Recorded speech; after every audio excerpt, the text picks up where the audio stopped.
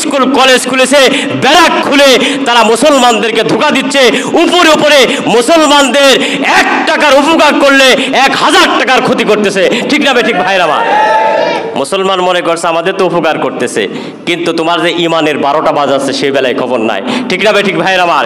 এই যে ব্র্যাক বিশ্ববিদ্যালয়, একটা বিশ্ববিদ্যালয় হয়েছে, সেখানে ওই যে এই সপ্তাহের ভিতরে একটা ভাইরাল হয়েছে, শরীফ থেকে শরীফা, একটা মেয়ে, শরীফ থেকে শরীফা জেলটার এই কি যেন এটার নাম দিয়েছে।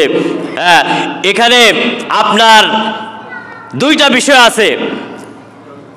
ওরা এটাকে হিজলা বলতেছে, কিন্তু আসলে হিজলা এক জিনিস, আর আপনার এই বিশ্ববিদ্যালয়ে যারা পড়ে ছেলে থেকে মেয়ে, মেয়ে থেকে ছেলে, এইটা এক জিনিস, কিন্তু দুটোটাই এক করে ফেলেছে। নাউজুবিল্লাহ বলেন। হিজলা কাদেরকে বলা হয়? হাদিস শরীফে আসছে, মায়ের গর্ভ থেকে যাদের অবয়ব 0, যেটাকে ফিউজ, এবং তাদের অঙ্গ প্রত্যঙ্গ মেয়েদের মতোই, কিন্তু তাদের বিশেষ কোনো অঙ্গ এরকম 0, মায়ের গর্ভ থেকে এসেছে, এদেরকে হিজলা বলা হয়। এদের ব্যাপারে কোনো মাসালা নাই। কিন্তু ছেলে মেয়ে সাজা, মেয়ে ছেলে সাজা, এইটা ইসলামের শত্রু, এইটা কোরআন এবং হাদিসে নাই। ঠিক না ঠিক ভাইরা আমার? সহিহ বুখারী শরীফ এসেছে, নবীজি বলেন, কোন ছেলে যদি মেয়ের পোশাক পরে, কানে দুল লাগায়, নাকে নাকের ফুল দেয়, হাতে চুড়ি লাগায়, নবীজি আমার বলেন তাদের উপরে আল্লাহর লানত এবং গজব নাজিল হবে। ঠিক কিনা? কোন ছেলে যদি মেয়ে সাজে, কোন মেয়ে যদি ছেলের পোশাক পরে ছেলে সাজে, চুল ছোট রাখে, ছেলেদের মতো করে সাজে, অঙ্গ প্রত্যঙ্গ ছেলেদের মতো করে, আল্লাহর নবী বলেন তাদের উপর গজব, আল্লাহর গজব নাজিল হবে। ঠিক কিনা? ছেলে মেয়ে সাজতে পারবে না, মেয়ে ছেলে সাজতে পারবে না। হিজলাদের মাসালা আলাদা, কিন্তু এই ব্র্যাক বিশ্ববিদ্যালয়, এই সমস্ত বিদেশি সংস্থাগুলো, ইহুদিদের খ্রিস্টানদের সংস্থাগুলোকে মুসলমানদের ইমানকে নষ্ট করার জন্য তারা পায়তারা করছে। ঠিক না বেশিক ভাইরা আমার? যেই দেশে মুসলমানদের দেশে মুসলমানদের ঈমান থাকতে এই দেশের ভিতরে সমকামিতার আইন বাস্তবায়িত করতে দেওয়া হবে না। ঠিক না ঠিক ভাইরা আমার? তারা চায় মুসলমানদের ঈমানকে নষ্ট করতে।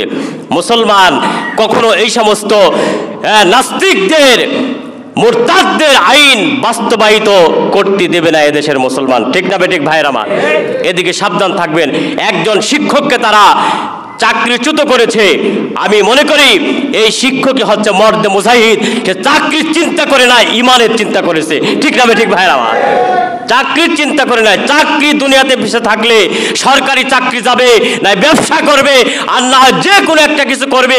রিজিকের মালিক আল্লাহ, রিজিক একভাবে চালাই নিবে। কিন্তু চাকরি করতে গিয়ে ইমানকে নষ্ট করতে পারবো না। চাকরি করতে গিয়ে ইহুদিদের দালালি করতে পারবো না। ঠিক না ঠিক ভাইরা আমার? তার চাকরিচ্যুত করলে কি হবে? এদেশের হাজারো মানুষ আছে তাকে চাকরি দেওয়ার জন্য প্রস্তুত রয়েছে। ঠিক না ঠিক ভাইয়ের আমার? এই জন্য মুনাফিক তৈরি হয় মুসলমানদের থেকে।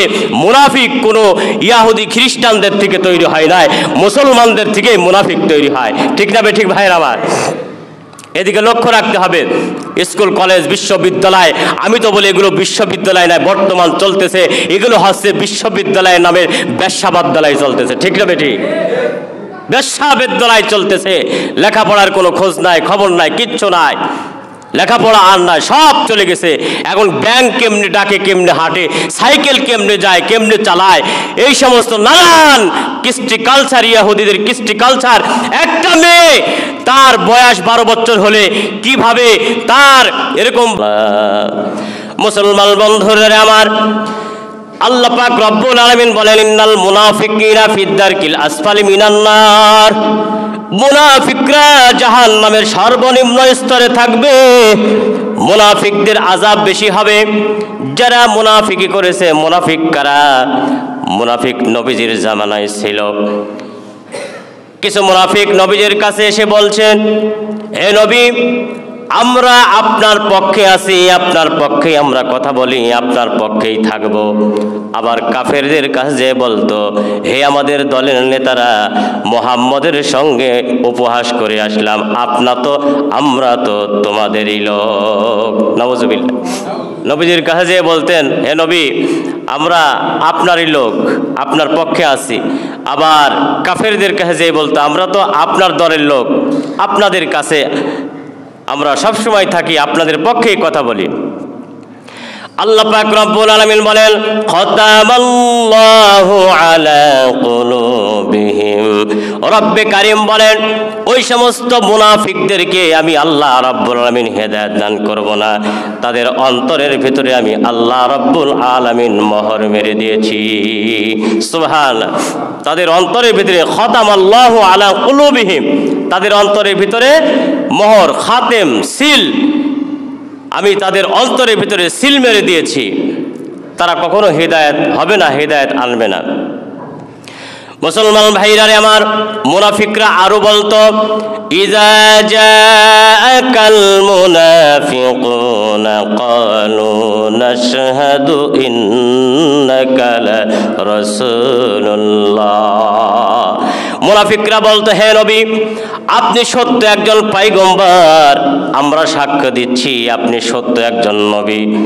কিন্তু আল্লাহর রসুলের দিকে যখন তারা ফারেক হয়ে যেত, তারা আবার আল্লাহর রসুলের বিরোধিতা করত। নবীজির কাছে এসে বলতো যে আমরা সাক্ষী দিচ্ছি আপনি আল্লাহর রসুল, আপনি নবী, আপনাকে আল্লাহ পাক নবী হিসাবে প্রেরণ করেছে, আপনি নবী, আমরা সাক্ষী দিচ্ছি। কিন্তু আবার তারা কাফেরদের কাছে যেয়ে রসুলের নামে বদনাম করত, নবীজির নামে কি করত? বদনাম করত। নবীজির সঙ্গে চলতো ফিরতো, নবীজির সঙ্গেই তারা কথাবার্তা বলতো, কিন্তু আবার কাফেরদের কাছে যেয়ে তার বদনাম করত। এরকম পাবলিক আমাদের সমাজেও আছে না নাই? আছে না নাই? হাসবে, কথা বলবে, সালাম কালাম সব ঠিক আছে, কিন্তু আপনার বিরোধিতা করবে, আছে না নাই? বহুত আছে। যেহেতু নবীজির বিরোধিতা ছিল, নবীজির সঙ্গে দেখা হলে কথা বলতো, নবীজির সঙ্গে খানা খাইতো, এরপরেও নবীজির বিরোধিতা করত, ঠিক কিনা? একজন সাহাবীর নাম আব্দুল্লাহ ইবনে উবাই ইবনে সুলুল। এই সাহাবী মুনাফিক ছিল, নবীজির সঙ্গে খানা খাইতেন, নবীজির সঙ্গে কথা বলতেন, নবীজির সঙ্গে চলাফেরা করতেন, সব কিছু ঠিক ছিল, কিন্তু মনে মনে নবীজির বিরোধিতা করত।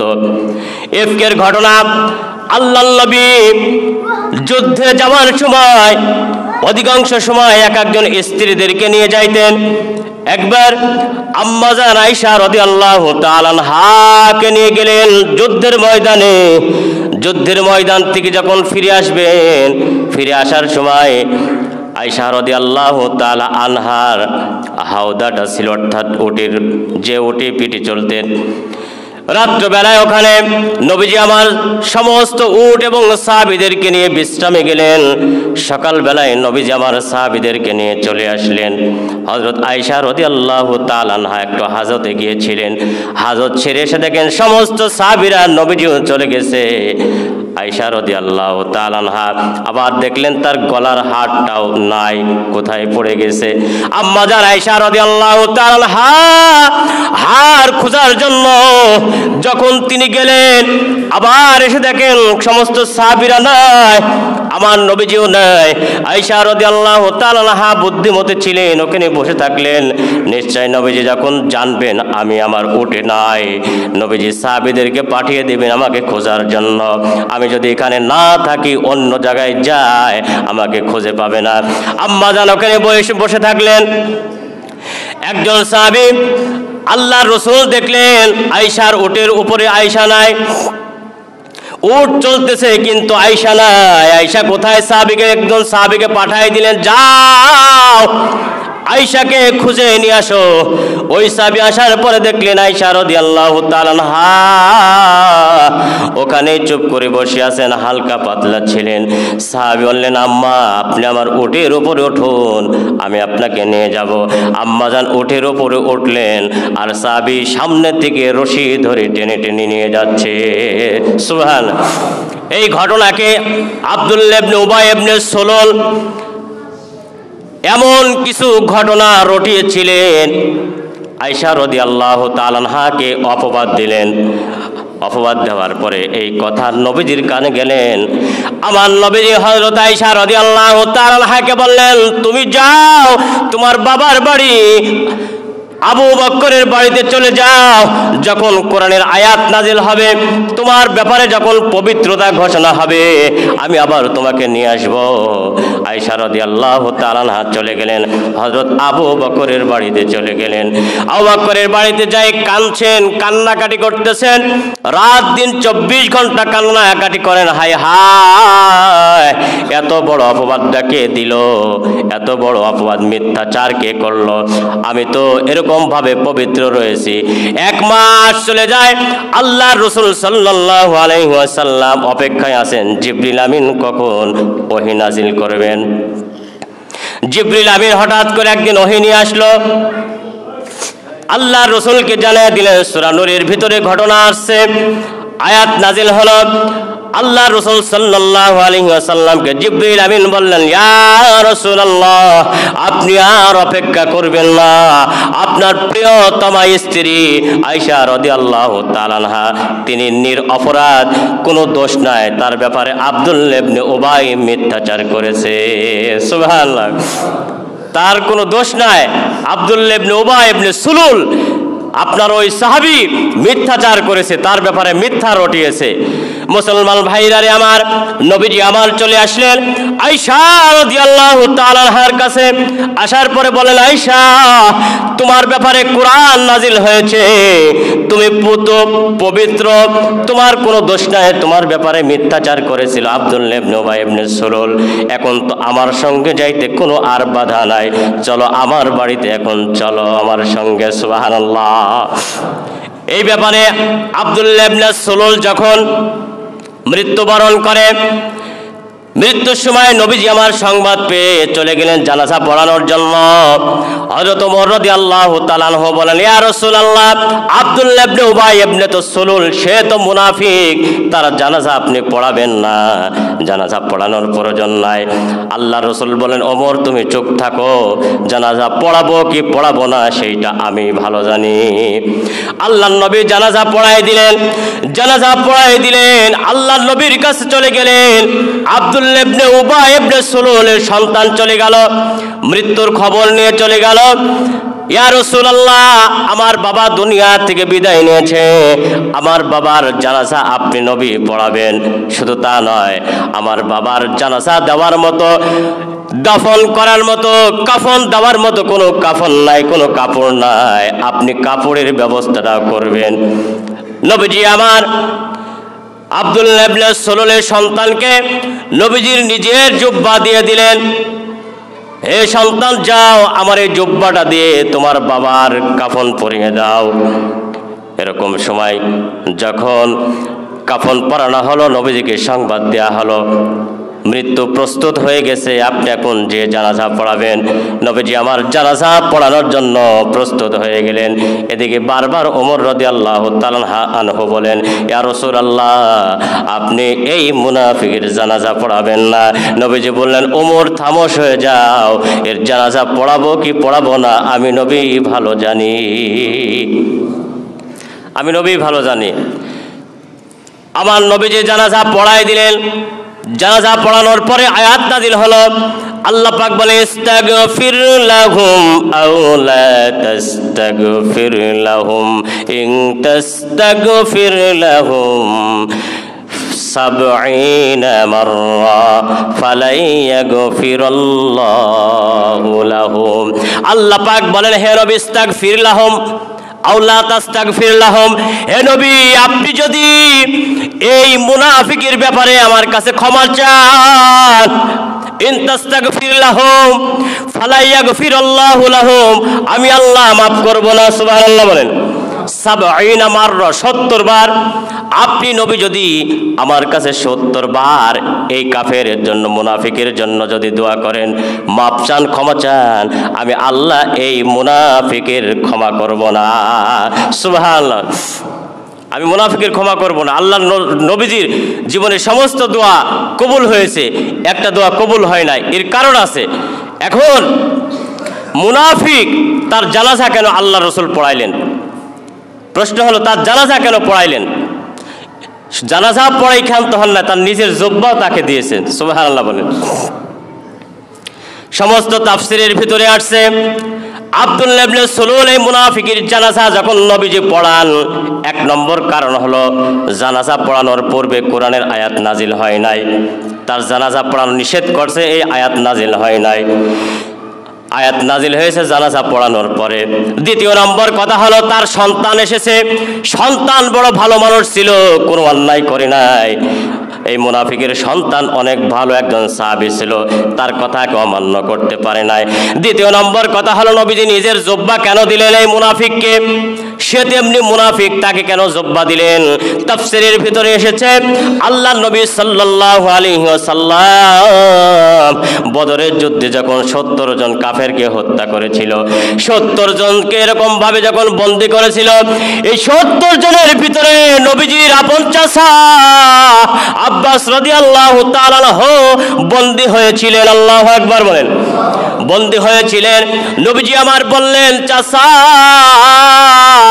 আপনি তো বন্দী হয়ে গিয়েছেন। সাহাবীরা বললেন, এদের বন্দী হয়েছে, এদেরকে কেউ বলছে কতল করে দেওয়া হোক, কেউ বলছে তাদের কাছে কিছু পণ নেওয়া হোক, অর্থ নেওয়া হোক, ইসলামের জন্য কাজে আসবে। আল্লাহ নবী হযরত ওমরের এই প্রস্তাবটাই গ্রহণ করলেন। নবীজি আমার বললেন, চাচা আপনি তো বন্দী হয়ে গিয়েছেন, ৭০ জন কাফের বন্দী হলো, আপনাকে তো এমনি এমনি ছেড়ে দেওয়া যাবে না।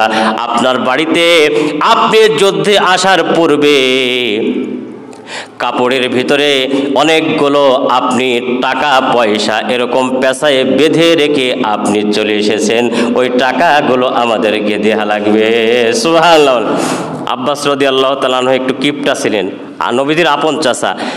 এই কথা বলার পর আব্বাস নবীজির দিকে, চাচাই, ভাতিজা আমি যে পটলাই টাকা বেঁধে রেখে এসেছি, তুমি জানলে কেমনে, তুমি বুঝলি কেমনে? নবীজি আমার বলে, চাচা তুমি কি এখন আমাকে বিশ্বাস করো না আমি আখিরি পয়গম্বর? আল্লাহু আকবার বলেন। তুমি কি এখনো আমাকে বিশ্বাস করো না আমি আখিরি পয়গম্বর? আমি তোমার পোটলাটা দেখতে যাই নাই, তোমার বাড়িতেও যাই নাই, আমার কাছে ওহী আসে, জিবরিল আমিন আমার কাছে ওহী নিয়ে আসে, ওহীর মাধ্যমে আল্লাহ রাব্বুল আলামিন আমাকে জানিয়ে দেন। সুবহানাল্লাহ। এই কথা বলার পরে আব্বাস বলে, ভাতিজা আমি আর কাফের থাকতে চাই না, আমাকে এক্ষুনি তুমি পড়িয়ে দাও লা ইলাহা ইল্লাল্লাহু মুহাম্মাদুর রাসূলুল্লাহ। কালিমা গ্রহণ করে মুসলমান হয়ে গেল, কিন্তু শরীরে কোনো পোশাক নাই, শরীরে কোনো পোশাক নাই। নবীজি আমার সাহাবীদেরকে বললেন, ও সাহাবীরা তোমাদের মধ্যে কে আছো গো? আমার চাচা আব্বাস রাদিয়াল্লাহু তাআলা আনহুকে একটা পোশাক দিবে। মুসলমান ভাইরা আমার, ওই সাহাবীদের ভিতরে মুনাফিক যার জানাজা নবীজি পড়াইলেন, আব্দুল্লাহ ইবনে উবাই ইবনে সুলুল, তার বডি আর নবীজির চাচার বডি একই রকম ছিল, কোনো সাহাবীর জামা চাচার গায়ে হচ্ছে না। আব্দুল্লাহ ইবনে উবাই ইবনে সুলুল এই মুনাফিক তার নিজের জামাটা খুলে দিয়েছিলেন। হে নবী আমার শরীর থেকে জামাটা খুলে দিলাম, আপনার চাচাকে আপনি উপহার দেন। সুবহানাল্লাহ। আমার জামাটা দিয়ে দিলাম, আপনি উপহার দেন। নবীজি আমার প্রশ্নের জবাব দিচ্ছে, আমি কেন আমার জামাটা মুনাফিককে দিলাম? মুনাফিক জানার পরেও আমার জামাটা দিলাম, এই জন্যই দিলাম, তার কাছে আমি ঋণী ছিলাম। বদরের যুদ্ধের সময় বন্দী অবস্থায় আমার চাচা আব্বাসকে, আমার চাচাকে তার জামাটা আমি দিয়েছিলাম, সেই জামা তাকে ফেরত দেওয়া হয় নাই। আমি তার কাছে একটা ঋণী ছিলাম, আমার চাচাও ঋণী ছিল। আমি আল্লাহ রসুল কারোর কাছে ঋণী থাকতে চাই না। এই মুনাফিকের ঋণটা আমার নিজের জামা দিয়ে পরিশোধ করলাম। সুবহানাল্লাহ। আমার জামাটা দিয়ে ঋণ পরিশোধ করলাম। সুবহানাল্লাহ, জোরে বলেন। মুসলমান ভাইরা আমার, এই মুনাফিকদের স্থান হবে জাহান্নামের সর্বনিম্ন স্থান। আল্লাহ নবী সাল্লাল্লাহু আলাইহি ওয়াসাল্লাম এরকম ভাবে মুনাফিকের ব্যাপারে হাদিস শরীফে এসেছে, ইজা হাদ্দাসা কাযাবা, মুনাফিকের তিনটা লক্ষণ আছে, যার কথায় কথায় মিথ্যা কথা বলে, ওয়া ইজা ওয়াদা আখলাফা, ওয়াদা করলে ভঙ্গ করে, ওয়া ইজা তুমিনা খান, আমানতের খিয়ানত করে। আল্লাহ নবী বললেন মুনাফিকের চরিত্র তিনটা, কথায় কথায় মিথ্যা বলে, আর তারা ওয়াদা ভঙ্গ করে, আর আমানতের খিয়ানত করে। নবীজির হাদিস স্পষ্ট সহিহ হাদিস, নবীজি তিনটা কথা বললেন। আমার ভাইরা, মুনাফিক এখনো আছে না নাই? মুনাফিক কি কাফেরদের ভিতর থেকে তৈরি হয়েছে না মুসলমানদের থেকে তৈরি হয়েছে? মুসলমানদের থেকে মুনাফিক তৈরি হয়েছে, ঠিক না বেঠিক ভাইরা আমার? বর্তমান জামানায় দেখবেন মুসলমানদের পক্ষে, মুসলমানদের এরকম ভাবে ঠিক রাখার জন্য উপরে উপরে প্রশংসা করবে, কথা বলবে, কিন্তু তলে তলে ইসলামের 12টা বাজানোর জন্য তারা ইয়াহুদি কাফেরদের সঙ্গে যোগ দিয়ে আছে না নাই? আছে না নাই? ইয়াহুদিরা এই জন্যই, ইয়াহুদিরা জানে, খ্রিস্টানরা জানে যে মুনাফিক মুসলমানদের থেকে হয়। কোন মুসলমানকে ধরলে, টাকা দিয়ে, অর্থ দিয়ে তাদেরকে হাত রাখলে মুসলমানদের ক্ষতি হবে, ইসলামের 12টা বাজবে, তারা জানে। এই জন্যই তারা বাংলাদেশের ভিতরে, মুসলমানের রাষ্ট্রের ভিতরে এসে বিভিন্ন সংস্থা খুলেছে, স্কুল কলেজ খুলেছে, ব্যারাক খুলে তারা মুসলমানদেরকে ধোঁকা দিচ্ছে। উপরে উপরে মুসলমানদের 1 টাকার উপকার করলে 1000 টাকার ক্ষতি করতেছে, ঠিক না বেঠিক ভাইরা আমার? মুসলমান মনে করছে আমাদের তো উপকার করতেছে, কিন্তু তোমার যে ইমানের 12টা বাজাচ্ছে সেই বেলায় খবর নাই, ঠিক না বেঠিক ভাইরা আমার? এই যে ব্র্যাক বিশ্ববিদ্যালয়, একটা বিশ্ববিদ্যালয় হয়েছে, সেখানে ওই যে এই সপ্তাহের ভিতরে একটা ভাইরাল হয়েছে, শরীফ থেকে শরীফা, একটা মেয়ে, শরীফ থেকে শরীফা, জেন্টার এই কি যেন এটার নাম দিয়েছে। এখানে আপনার 2টা বিষয় আছে, ওরা এটাকে হিজলা বলতেছে, কিন্তু আসলে হিজলা এক জিনিস, আর আপনার এই বিশ্ববিদ্যালয়ে যারা পড়ে, ছেলে থেকে মেয়ে, মেয়ে থেকে ছেলে, এইটা এক জিনিস, কিন্তু দুটোটাই এক করে ফেলেছে। নাউজুবিল্লাহ বলেন। হিজলা কাদেরকে বলা হয়? হাদিস শরীফে আসছে, মায়ের গর্ভ থেকে যাদের অবয়ব 0, যেটাকে ফিউজ, এবং তাদের অঙ্গ প্রত্যঙ্গ মেয়েদের মতোই, কিন্তু তাদের বিশেষ কোনো অঙ্গ এরকম 0, মায়ের গর্ভ থেকে এসেছে, এদেরকে হিজলা বলা হয়। এদের ব্যাপারে কোনো মাসালা নাই। কিন্তু ছেলে মেয়ে সাজা, মেয়ে ছেলে সাজা, এইটা ইসলামের শত্রু, এইটা কোরআন এবং হাদিসে নাই, ঠিক না বেঠিক ভাইরা আমার? সহিহ বুখারী শরীফে এসেছে, নবীজি বলেন, কোন ছেলে যদি মেয়ের পোশাক পরে, কানে দুল লাগায়, নাকে নাকের ফুল দেয়, হাতে চুড়ি লাগায়, নবীজি আমার বলে তাদের উপরে আল্লাহর লানত এবং গজব নাজিল হবে, ঠিক কিনা? কোন ছেলে যদি মেয়ে সাজে, কোন মেয়ে যদি ছেলের পোশাক পরে ছেলে সাজে, চুল ছোট রাখে, ছেলেদের মতো করে সাজে, অঙ্গ প্রত্যঙ্গ ছেলেদের মতো করে, আল্লাহর নবী বলেন তাদের উপর গজব, আল্লাহর গজব নাজিল হবে, ঠিক কিনা? ছেলে মেয়ে সাজতে পারবে না, মেয়ে ছেলে সাজতে পারবে না, হিজলাদের মাসালা আলাদা। কিন্তু এই ব্র্যাক বিশ্ববিদ্যালয়, এই সমস্ত বিদেশি সংস্থাগুলো, ইহুদিদের, খ্রিস্টানদের সংস্থাগুলোকে মুসলমানদের ইমানকে নষ্ট করার জন্যই তারা পায়তারা করছে, ঠিক না বেশিক ভাইরা আমার? যেই দেশে মুসলমানদের দেশে মুসলমানদের ঈমান থাকতে এই দেশের ভিতরে সমকামিতার আইন বাস্তবায়িত করতে দেওয়া হবে না, ঠিক না বেঠিক ভাইরা আমার? তারা চায় মুসলমানদের ঈমানকে নষ্ট করতে। মুসলমান কখনো এই সমস্ত নাস্তিকদের, মুরতাদদের আইন বাস্তবায়িত করতে দেবে না এদেশের মুসলমান, ঠিক না বেঠিক ভাইরা আমার? এদিকে সাবধান থাকবেন। একজন শিক্ষককে তারা চাকরিচ্যুত করেছে, আমি মনে করি এই শিক্ষকই হচ্ছে মর্দে মুজাহিদ, সে চাকরির চিন্তা করে না, ইমানের চিন্তা করেছে, ঠিক না বেঠিক ভাইরা আমার? চাকরির চিন্তা করে নাই। চাকরি দুনিয়াতে বেঁচে থাকলে সরকারি চাকরি যাবে, না ব্যবসা করবে, আর না হয় যে কোনো একটা কিছু করবে। রিজিকের মালিক আল্লাহ, রিজিক একভাবে চালাই নিবে।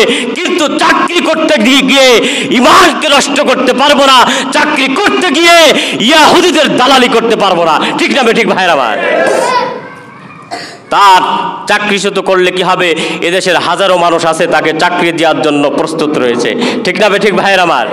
এই জন্য মুনাফিক তৈরি হয় মুসলমানদের থেকে। মুনাফিক কোনো ইহুদি খ্রিস্টানদের থেকে তৈরি হয় নাই, মুসলমানদের থেকে মুনাফিক তৈরি হয়। ঠিক না ঠিক ভাইয়ের আমার? এদিকে লক্ষ্য রাখতে হবে। স্কুল কলেজ বিশ্ববিদ্যালয়, আমি তো বলি এগুলো বিশ্ববিদ্যালয় নয়, বর্তমান চলতেছে এগুলো হচ্ছে বিশ্ববিদ্যালয় নামের বেশ্যাবিদ্যালয় চলতেছে। ঠিক না ঠিক? বেশ্যাবিদ্যালয় চলতেছে, লেখাপড়ার কোনো খোঁজ নাই, খবর নাই, কিচ্ছু নাই, লেখাপড়া আর নাই, সব চলে গেছে। এখন ব্যাংক কেমনে ডাকে, কেমনে হাঁটে, সাইকেল কেমনে যায়, কেমনে চালায়, এই সমস্ত নানান কৃষ্টি কালচার, ইহুদিদের কৃষ্টি কালচার। একটা মেয়ে তার বয়স 12 বছর হলে কিভাবে তার এরকম ভাবে আসবে, হ্যাঁ রক্ত আসবে, সেটাও কি বইতে বলে দেওয়া লাগবে নাকি? সে তো এমনি বুঝবে আমার কি হচ্ছে। ঠিক কিনা? তার মা এবং বাবা নাই, তার মা বাবাই তো জানবে, কিন্তু সেটাও বইতে লিখে দেওয়া হয়েছে ওই সময় মেয়েদের কি হয়, হয়, এটা হয়, ওটা হয়। একটা ছেলে সে বয়স হলে তার কেমন হয় তেমন হয়, বদমাইশির গোষ্ঠী। তোর এইগুলো বইতে পড়ানোর দরকার আছে নাকি? এইগুলো পড়াই তো মুসলমানদের ঈমান নষ্ট করছে। ঠিক না ঠিক? এই সমস্ত বই আমরা বাংলাদেশে দেখতে চাইনি। ঠিক না ঠিক ভাইয়ের আমার? সবগুলোকে লাথি দিয়ে বাংলাদেশ থেকে বই বাইর করে দিতে হবে। প্রাথমিক শিক্ষা, ইসলামী শিক্ষা, নৈতিক শিক্ষা দিতে হবে সন্তানদেরকে। একটা সন্তান কিভাবে কোরআন পড়ে, একটা সন্তান কিভাবে সালাম দিবে, একটা সন্তান কিভাবে মা বাবার সঙ্গে ভালো ব্যবহার করবে, একটা সন্তান কিভাবে এরকম মসজিদে আসলে মসজিদে দোয়া পড়বে, খানার দোয়া পড়বে, বাথরুমে গেলে কোন পা দিয়ে আগে দিতে হয় এই দোয়া পড়বে, মাথায় টুপি দিয়ে হাঁটবে, সুন্নত মোতাবেক চলবে। এই নৈতিক শিক্ষায় আমাদের মুসলমানদের দেশে দেওয়া উচিত। এইটাই হলো মুসলমানদের জন্য ফরজ। ঠিক না ঠিক ভাইরা আমার? এই সমস্ত বই সব বাদ হয়ে গেছে। যত সব নাস্তিক মার্কা, হিন্দুত্ববাদী, খ্রিস্টানবাদী বই এখন এই সমস্ত একে প্রাইমারি থেকে শুরু করে মধ্যম শ্রেণী পর্যন্ত, কলেজ, ইউনিভার্সিটি, বিশ্ববিদ্যালয় পর্যন্ত চলছে। মুসলমানদের ঈমানকে কিভাবে নষ্ট করা যায় এই সবগুলো নাস্তিকদের এই মতবাদ ঢুকাই দেওয়া হয়েছে। ঠিক না ঠিক ভাইয়ের আমার?